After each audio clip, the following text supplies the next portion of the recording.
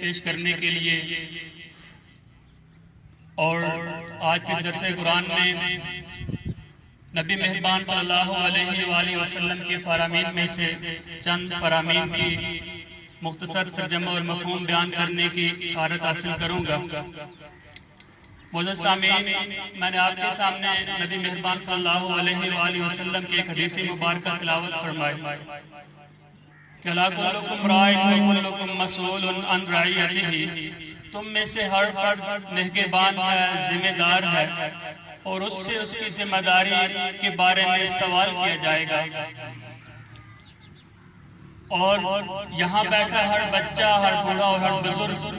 اس کے دل میں یہ خیال آ سکتا ہے کہ وہ کیسی ذمہ داری ہر فرد کے اوپر ہے کہ جس کے بارے میں مجھ سے سوال کیا جائے گا۔ تو میں نے اس کے ساتھ ساتھ جو آیت کریمہ آپ کے سامنے تلاوت کی، وَمَا آتَاكُمُ الرَّسُولُ فَخُذُوهُ وَمَا نَهَاكُمْ عَنْهُ فَانْتَهُوا، جو کچھ تمہیں نبی مہربان صلی اللہ علیہ وآلہ وسلم عطا کریں، جو کچھ وہ دیں اس کو پکڑ لو،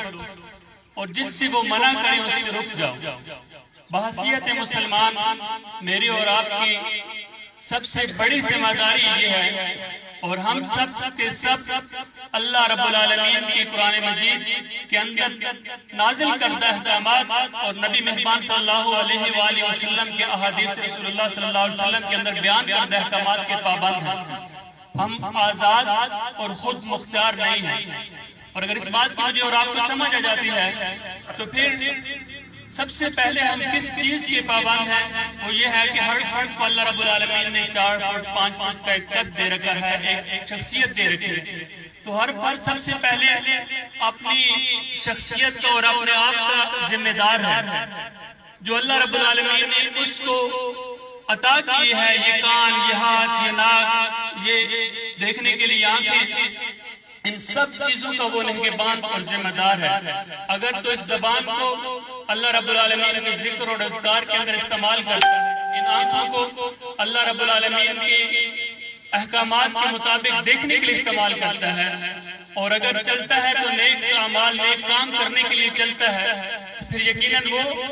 ان احکامات کے اوپر کاربند ہے کہ جن احکامات کے اوپر عمل کرتے ہوئے ہمیں زندگی گزارنے کا طریقہ اور نمونہ نبی مہربان صلی اللہ علیہ وسلم عطا کر کے جائے۔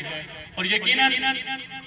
ایک فرد جب اپنی شخصیت کا اور اپنے اس 5-6 فٹ کی جسم کا نگہبان اور ذمہ دار بن جاتا ہے، تو اس کے بعد اس کی ذمہ داری ہے، اس کی ذمہ داری میں اس کا اہل و عیال، اس کے گھر والے آتے ہیں۔ اور جب ایک مسلمان اپنے اہل و عیال کو بھی اللہ رب العالمین کے احکامات کے مطابق اور اللہ رب العالمین کے فرامین کے مطابق، نبی مہربان صلی اللہ علیہ وسلم کے حدیث کے اندر بیان کردہ احکامات کے مطابق ان کو زندگیوں کو اس مطابق ڈھالنے کی طرف لگ پڑتا ہے، تو یقیناً ہم مسلمان ہیں، اور بحیثیت مسلمان نبی مہربان صلی اللہ علیہ وآلہ وسلم کہ اس دنیا سے رحلت فرما جانے کے بعد ہم سب کی ذمہ داری بنتی ہے کہ ہم ارد گرد کے ماحول کو، گرد نواح کے لوگوں کو بھی اللہ رب العالمین کی طرف بلائیں، اور نیک اعمال، نیک کام، اور اس معاشرے کو حقیقی معنوں میں اسلامی اور فلاحی معاشرہ بنانے کے لیے بھی اپنی جد و جہد کریں۔ کیونکہ اگر ہم اپنی جد و جہد صحیح معنوں میں نہیں کرتے اور ہم کسی راہب کی طرح اپنی زندگی کو اللہ رب العالمین کے احکامات کے پابند بنا دیتے ہیں، لیکن اپنے معاشرے کو اور گرد نواح کے ماحول کو اس طرح نہیں ڈالتے کہ ہم حقیقی معنوں میں ہمیں دیکھ کے یہ کہا جا سکے کہ یہ اللہ سے ڈرنے والے اور اللہ سے خوف کھانے والے یہ وہ لوگ ہیں کہ جن کو مسلمان کہا جا سکتا ہے۔ آج ہم نام کے تو مسلمان ہیں، لیکن حقیقی معنوں میں ہم اگر اپنی زندگیوں کو، اپنے معاشرت کو، اپنے رہن سہن کے طریقوں کو دیکھتے ہیں تو ہمیں اپنے اوپر بھی شرم آتی ہے۔ اللہ رب العالمین ہمیں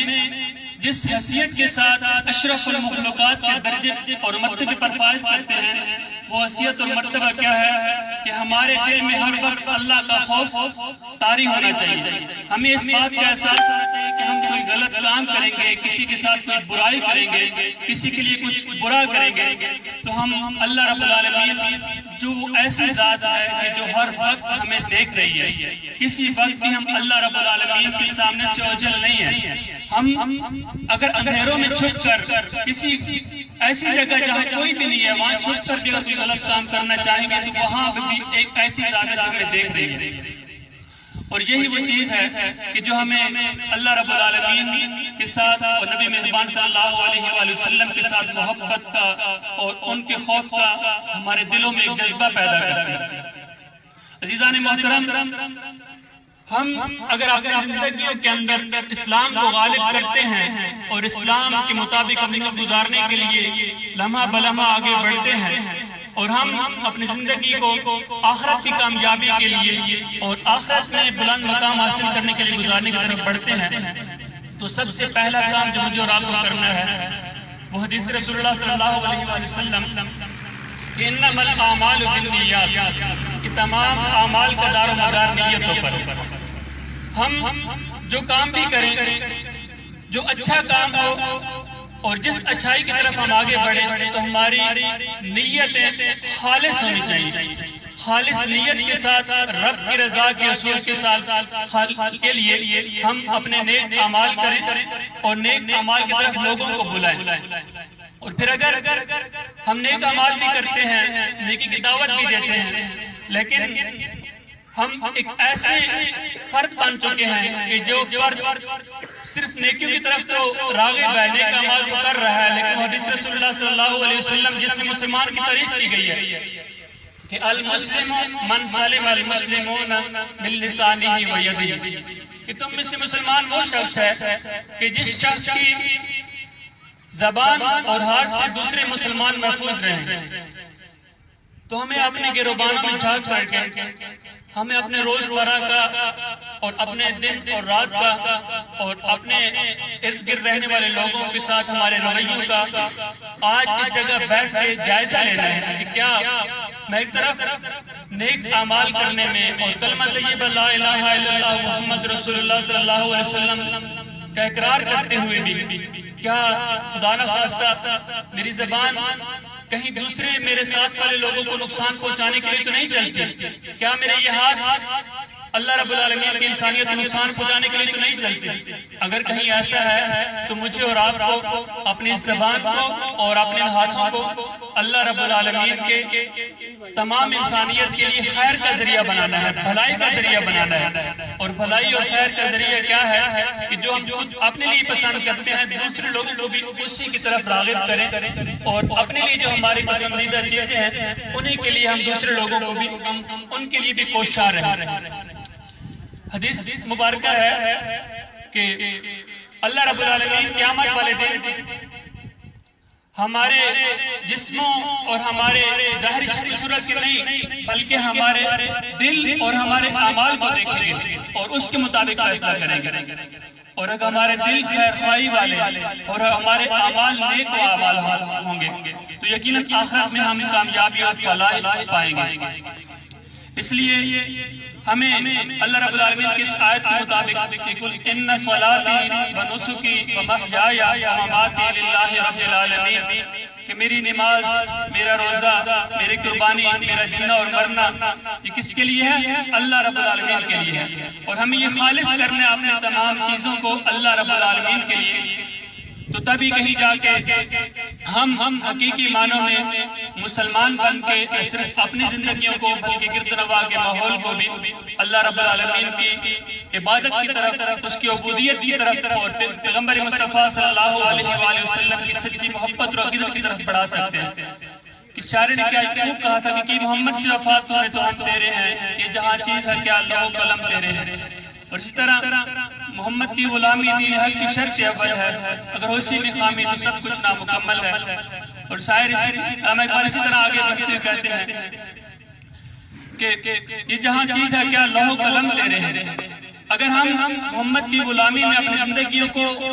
ڈھال لیتے ہیں اور اللہ رب العالمین کی فرامین کے مطابق اپنے کو بنا لیتے ہیں، یقیناً دنیا اور آخرت کی کامیابی ہمارے قدم چومے گی۔ اللہ رب العالمین سے دعا ہے کہ اللہ رب العالمین ہمیں قرآن مجید اور نبی مہربان صلی اللہ علیہ وسلم کے فرامین کے مطابق آپ کو گزارنے کی توفیق نصیب فرمائے. اور آخر میں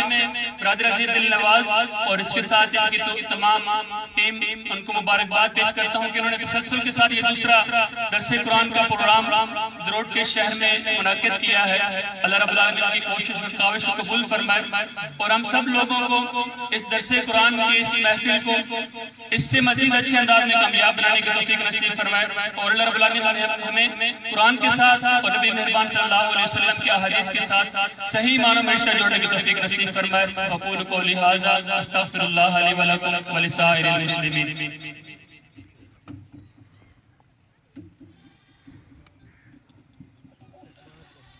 جزاک اللہ.